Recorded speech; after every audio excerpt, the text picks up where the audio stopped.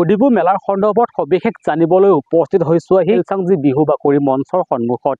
অডিবু মেলা কেনেকৈ সৃষ্টি হৈছে সেই সন্দৰ্ভত জানিবৰ কাৰণে চেষ্টা কৰিম। প্ৰথমতে আমি চিনাকি কৰি দিব বিচাৰিছোঁ ৰজাৰ। তেওঁ কোন ৰজা, কি নাম, ৰজা মহোদয়ৰ মুখৰ পৰা জানিবৰ কাৰণে চেষ্টা কৰিম। কি ক'ব, পৰিচয়টো দি লওক। হয়, নমস্কাৰ। মই শিলচাং খলা ৰাজ্যৰ ৰজা প্ৰবীণ কোঁৱৰ। গতিকে আপোনালোকলৈ নমস্কাৰ জনাইছোঁ। আপোনালোকৰ চেনেলে আহি আমাক প্ৰচাৰৰ কাৰণে আহিছে, বহুত ধন্যবাদ দিছোঁ।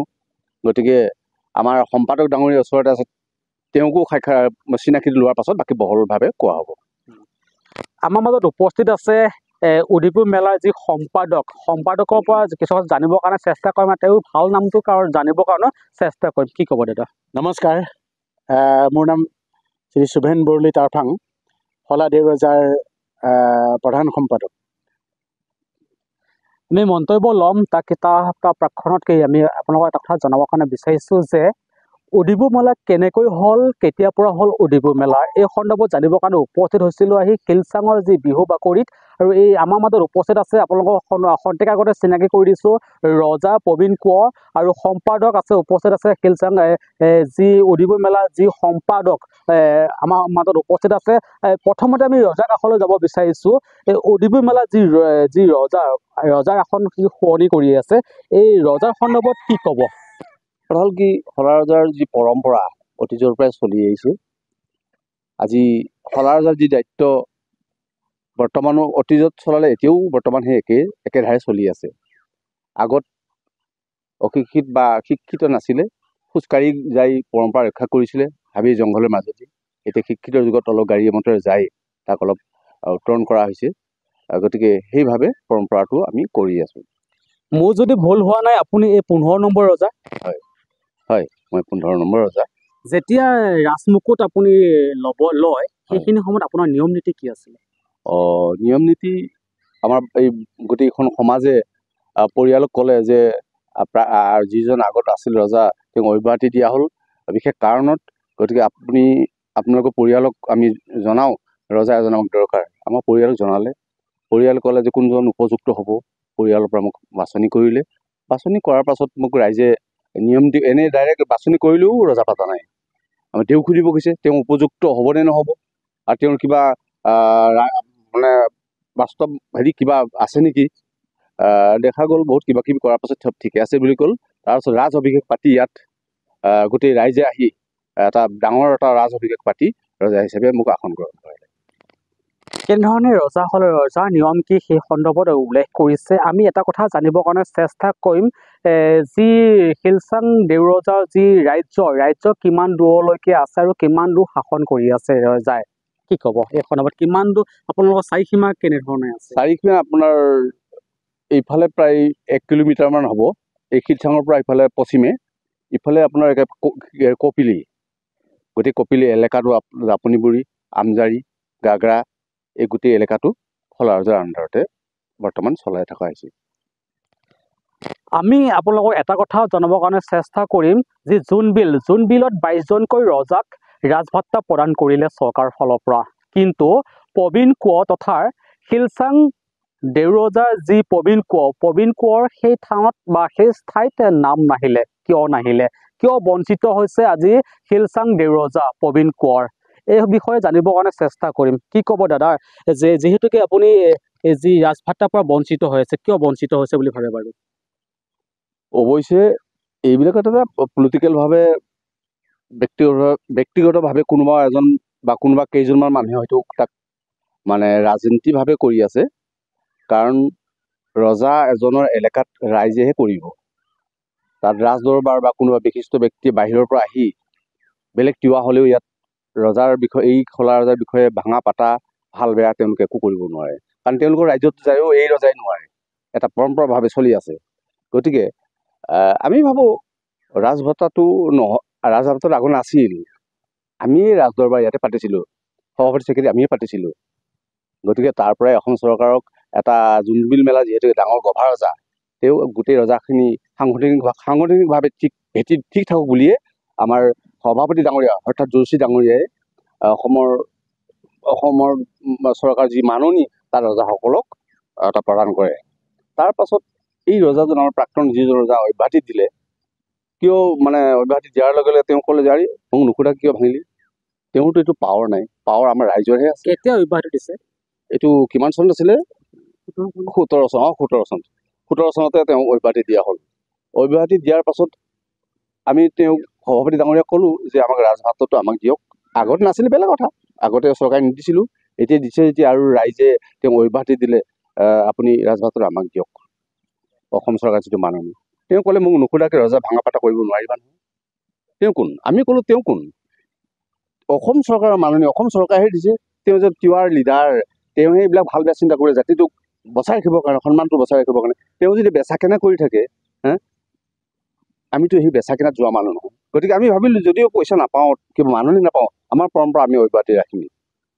গতিকে আশা ৰাখিছোঁ অসম চৰকাৰকো অৱগত কৰাইছোঁ, মাননীয় মুখ্যমন্ত্ৰীক অৱগত কৰাইছোঁ, জলসম্পদ মন্ত্ৰী পীযুষ হাজৰিকা ডাঙৰীয়াকো অৱগত কৰিছোঁ, এইবাৰো কৰিছোঁ, তেওঁ 17 চনতো কৰিছোঁ।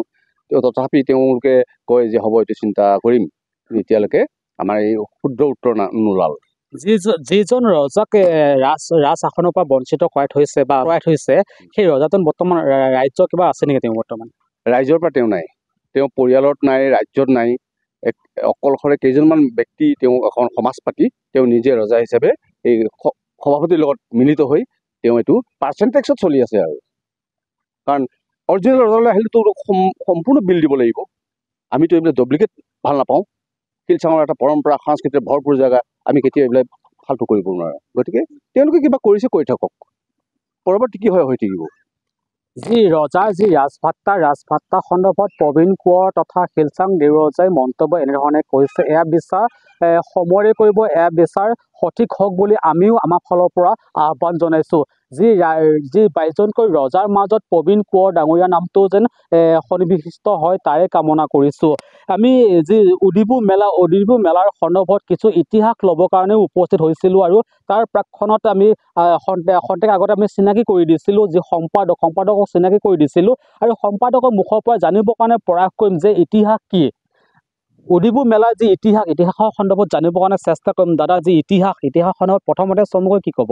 হয়, ইতিহাসে গৰকা এই শলাদেউ ৰজাৰ উদিপুৰ বিল, য'ত মানে খোজকাঢ়ি গৈ পেলাই ইয়াত বাবিষেসকলে তাত এই সমূহীয়া মাছ মৰা পৰ্বত অংশগ্ৰহণ কৰিছিল। আৰু তাত অংশগ্ৰহণ কৰিয়েই আমাৰ দেউৰীৰ হতুৱাই যি নিয়ম নীতি আছে, এই নিয়ম নীতিৰ জৰিয়তে মাছ মৰা পৰ্ব উদ্বোধন কৰিছিলে। আৰু উদ্বোধন কৰাৰ পিছত ৰাইজে তাত সমূহীয়া মৎস্য চিকাৰ কৰিছিলে। আৰু এই মৎস্য চিকাৰ কৰাৰ পিছত মানুহে বহুত মাছ পাইছিলে। আৰু এই মাছসমূহ আমাৰ শলা ৰাজ্যৰ প্ৰজাগণৰ জৰিয়তে কিছু বিষয়াৰ জৰিয়তে তাত মাছবিলাক সংগ্ৰহ কৰিছিল। আৰু এই মাছবিলাক সংগ্ৰহ কৰি তেওঁলোকে একেলগে সমূহীয়াভাৱে আকৌ মাছ মানে ভোজ ভাত খাইছিলে।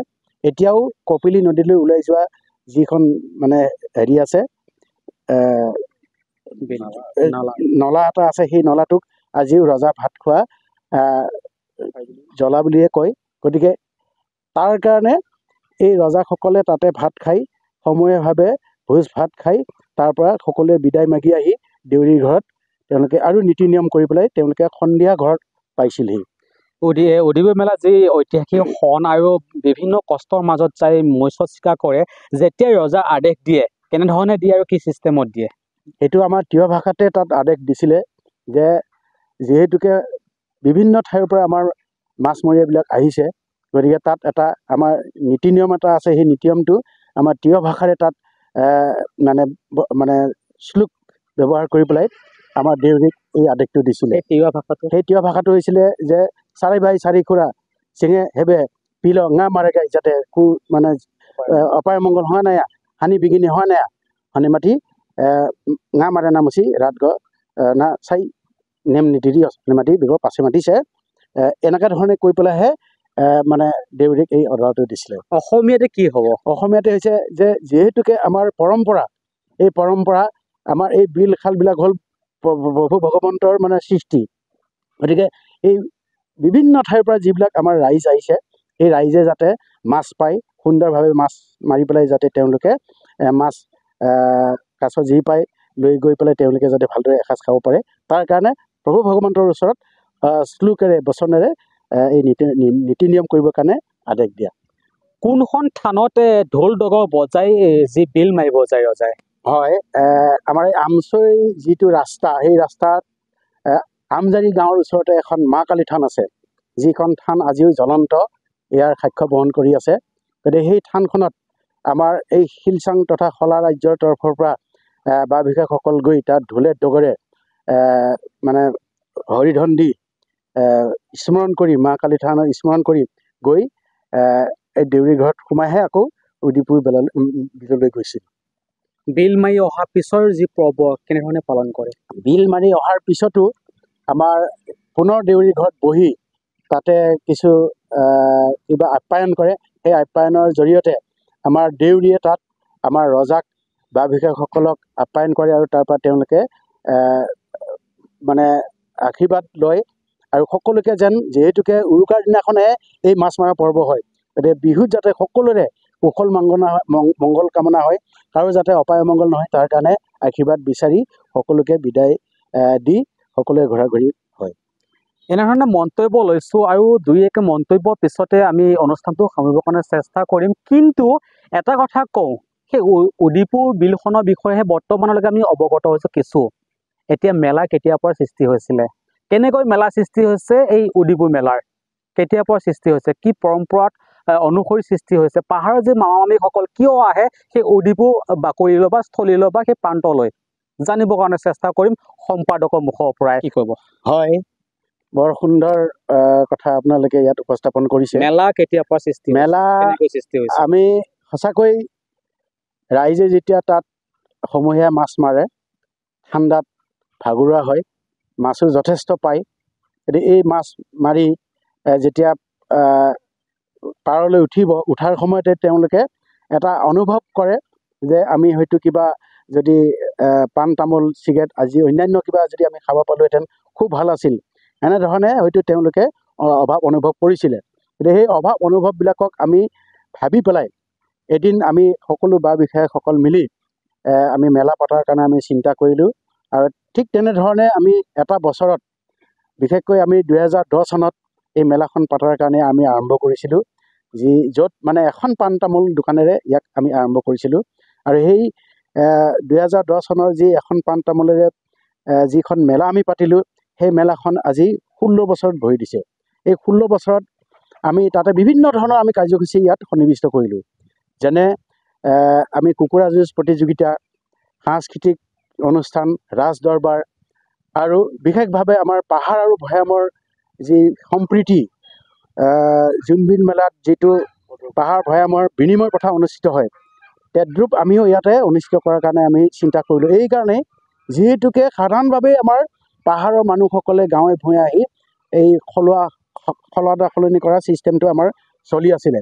সেইকাৰণে আমি তেখেতসকলক আমি বুজাই দিলোঁ যে যিহেতুকে শলা দেউৰজাৰ উদিপুৰ বিল যিহেতুকে শলা দেউৰজাৰ মনে পতা বিহুৰ উৰুকাৰ দিনাখন আৰম্ভ কৰে, গতিকে সেইদিনাখনে আমাৰ মেলা অনুষ্ঠিত হ'ব। আৰু মেলাত আপোনালোকৰ চাহিদা পূৰণ কৰিব পৰাকৈ বিনিময় প্ৰথা আমি অনুষ্ঠিত কৰিম। গতিকে আপোনালোকে সেইদিনাখন সকলোৱে আহক।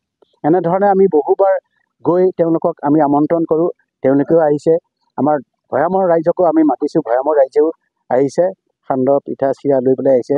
তেওঁলোকেও আদা হালধি কচু সকলোবিলাক লৈ তেওঁলোকে নামি আহিছে, আৰু যাৰ ফলত এটা সুন্দৰ পৰিৱেশ আজি গঢ়ি উঠিছে। আজি 16 বছৰত বিভিন্ন পৰ্যায়ৰ বিভিন্ন ধৰণৰ মানুহে আহি ইয়াত আমাৰ এই মেলাখনত অংশগ্ৰহণ কৰিছে। গতিকে আমি সঁচাকৈ আনন্দিত হৈছোঁ যে দ্বিতীয়খন জোনবিল মেলা হৈছে উদিপুৰ মেলা, য'ত আজি যথেষ্ট সংখ্যক আমাৰ প্ৰচাৰকসকলে প্ৰচাৰ কৰিছে। বিভিন্ন পৰ্যায়ত ইয়াৰ বহুল প্ৰচাৰ হৈছে। তাৰ কাৰণে আমি সঁচাকৈ আমাৰ যিসকল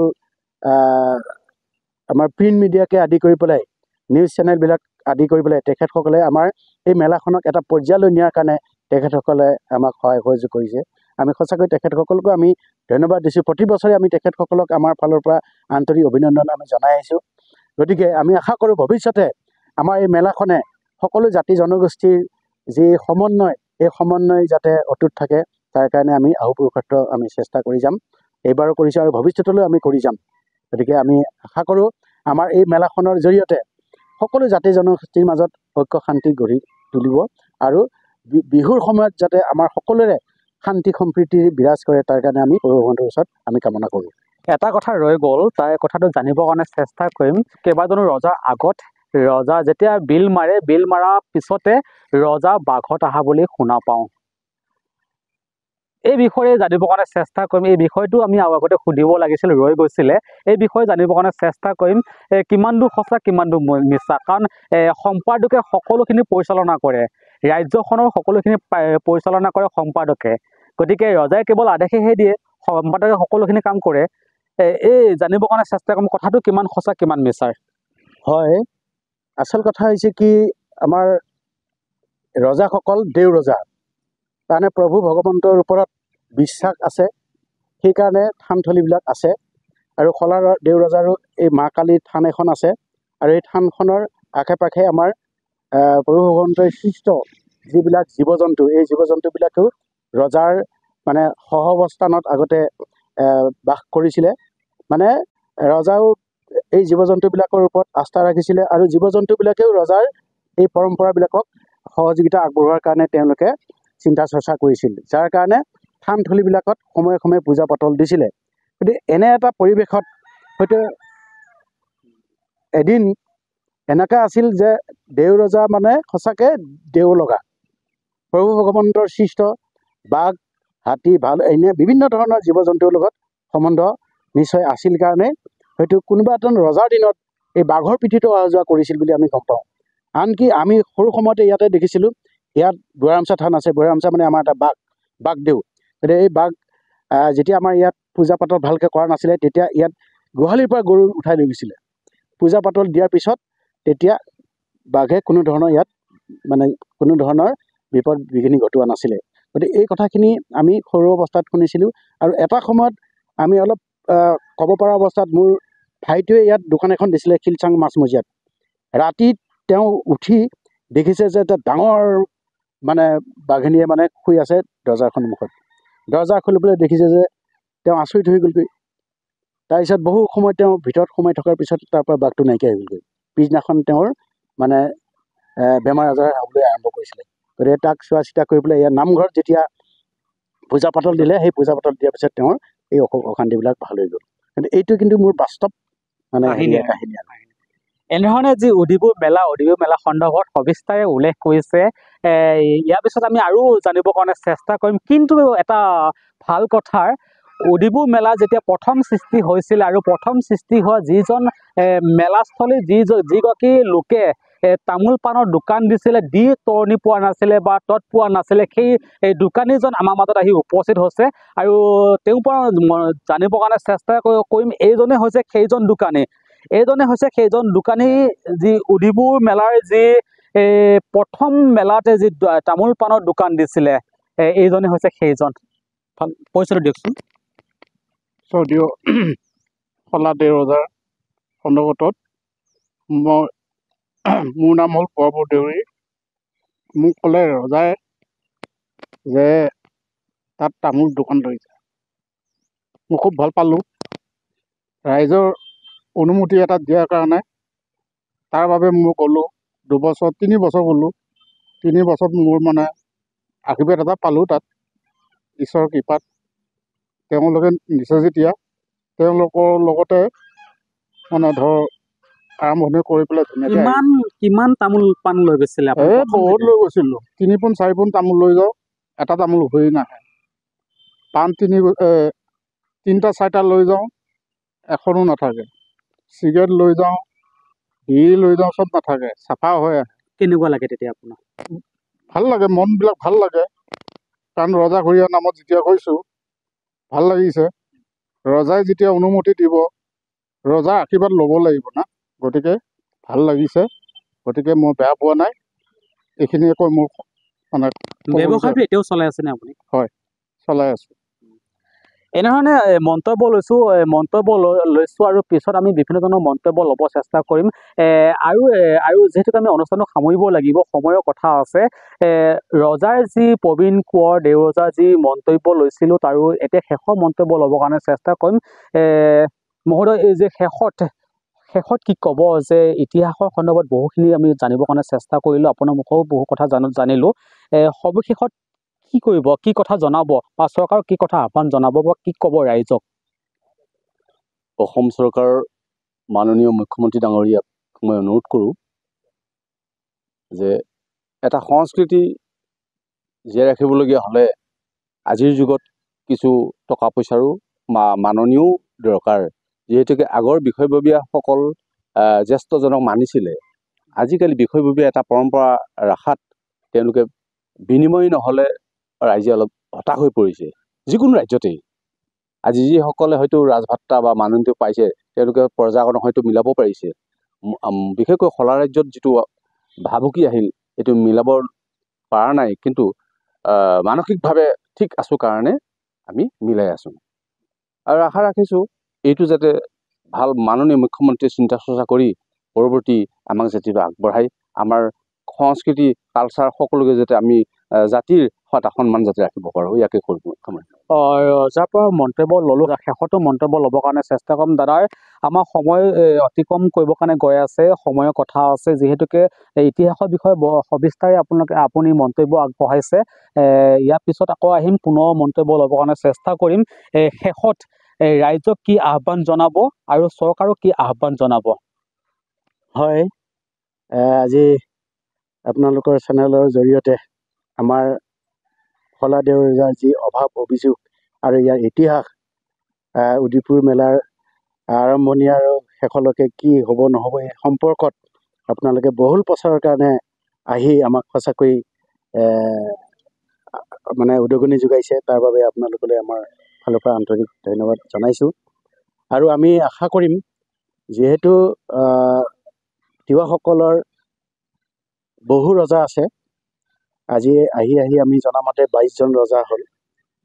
আমি প্ৰথমত জনামতেতো 18জন আছিলে, আহি 22জন ৰজা হ'ল আৰু বাঢ়িব পাৰে, ডাঙৰ কথা নহয়। গতিকে এইটো সময়ে ক'ব, আমাৰ বুৰঞ্জীয়ে ক'ব কিমান ৰজা আছে আৰু এইটো ওলাব পাৰে। যি কি নহওক, প্ৰতি ৰজাৰে নিজা নিজা পৰম্পৰা সংস্কৃতি আছে। এই পৰম্পৰা সংস্কৃতিসমূহ জীয়াই থাকিলেহে তিৱা জাতি এটা জাতি হিচাপে পৰিচয় দিব পাৰিব, আমি এইটো দৃঢ় বিশ্বাস কৰোঁ। সেইকাৰণে সকলো ৰজাৰ যি পৰম্পৰা ৰীতি নীতি আছে, সেইবিলাকক যাতে সকলোৱে নিজা নিজা এলেকাত সেই ৰীতি নীতি পৰম্পৰাবিলাক যাতে পালন কৰি জাতিটোক উত্তৰণ ঘটোৱাত সহায়ক হ'ব। তদ্ৰূপ আমি শলা দেউৰজাও অতীতৰ পৰা বৰ্তমানলৈ যিমানবিলাক আমি পৰম্পৰাবিলাক পালন কৰি আহিছোঁ আৰু ভৱিষ্যতৰ নিশ্চয় আমি পালন কৰি যাম। তথাপি আমাৰ মাজত বহু ধৰণৰ এই পৰম্পৰাবিলাক পৰিচালনা কৰাৰ ক্ষেত্ৰত যথেষ্ট আমাৰ আৰ্থিকভাৱে প্ৰয়োজন হয়, য'ত আজি মুদ্ৰাস্ফীতিৰ সময়ত পইচাৰ অবিহনে কোনো কামেই কৰিব নোৱাৰে। তথাপি আমি প্ৰতিটো বছৰে যিমানবিলাক পৰ্ব, ইতিমধ্যে আমি এই যোৱা মেলাত এখন কেলেণ্ডাৰ আমি তৈয়াৰ কৰিছোঁ, যিখন কেলেণ্ডাৰত আমাৰ দিনপঞ্জী হিচাপে কি কি আমি পূজা পৰ্ব কৰোঁ তাৰ এটা তালিকা আমি প্ৰস্তুত কৰিছোঁ। গতিকে এই তালিকা সম্পূৰ্ণ কৰাৰ কাৰণে আমাক যথেষ্ট টকা পইচাৰ প্ৰয়োজন হয়। এইবিলাক পৰম্পৰা ৰক্ষা কৰাৰ কাৰণে বৰ্তমান চৰকাৰে যি ৰাজভাত্তা দিয়াৰ ব্যৱস্থা কৰিছে, এই ৰাজভাত্তা যদি প্ৰকৃতাৰ্থত পৰম্পৰা পৰিচালনা কৰা ৰজাসকলক দিয়ে, তেতিয়াহ'লেতো নিশ্চয় পৰম্পৰা সংস্কৃতি নিশ্চয় জীয়াই থাকিব। যাৰ কাৰণে এইবিলাক জীয়াই ৰাখিবৰ কাৰণেহে অসম চৰকাৰে এই ৰজাসমূহক ৰাজভাত্তাটো আগবঢ়াইছে। গতিকে আমি চৰকাৰক আমি আদৰণি জনাইছোঁ। তেখেতসকলৰ যি ভূমিকা, এই ভূমিকাক আমি আমাৰ ফালৰ পৰা আদৰণি জনাইছোঁ। কিন্তু আমাৰ শলা দেউৰজাৰ যি প্ৰকৃতাৰ্থত ৰজা, যিজন ৰজা, সেই ৰজাজনে যিহেতুকে ৰাজভাত্তাৰ পৰা বঞ্চিত হৈ আছে, ইয়াত এটা আকৌ সমাধান কৰাৰ কাৰণে এটা যত্ন কৰিব লাগে। আৰু প্ৰকৃত যিজন ৰজাই পৰম্পৰা পালন কৰি আহিছে, সমগ্ৰ শলাবাসী ৰাইজে যিজন ৰজাক মনঃপূতভাৱে ইয়াতে ডাঙৰ যি পৰম্পৰা ৰীতি নীতি আছে, সেই ৰীতি নীতিৰে ৰজাক ইয়াত অধিষ্ঠিত কৰিলে, ৰাজ অভিষেক কৰিলে, সেই ৰজাজনক আচলতে ৰাজভাত্তা দিলে আমি সঁচাকৈ আনন্দিত হ'ম আৰু আমি চৰকাৰক আমি ধন্যবাদ জনাম। শিলচাং দেউৰজাৰ যি ঐতিহাসিকৰ যি উদিপুৰ মেলাৰ ইতিহাসৰ বিষয়ে জানিলোঁ। আমাৰ ওচৰতে ৰজা আছে প্ৰবীণ দেউৰজা, দাদালৈ নমস্কাৰ আৰু শেষৰ নমস্কাৰটো জনালোঁ। সম্পাদকলৈ শেষতো নমস্কাৰটো জনালোঁ। এনেধৰণে আমি বিভিন্ন প্ৰান্তত গৈ উপস্থিত হ'ম, ইতিহাস ল'ম। যি শিলচাঙৰ কেইবাটাও প্ৰান্তত বহুকেইটা অনুষ্ঠান প্ৰয়োজন আছে বা প্ৰচাৰ প্ৰয়োজন হৈ আছে, আমি উক্ত অনুষ্ঠানসমূহতো যাম। ইতিহাসৰ বহু অনুষ্ঠান আছে, সেই অনুষ্ঠানসমূহত যাম। এনেধৰণে চাই থাকিব এনি ভাৰত 24।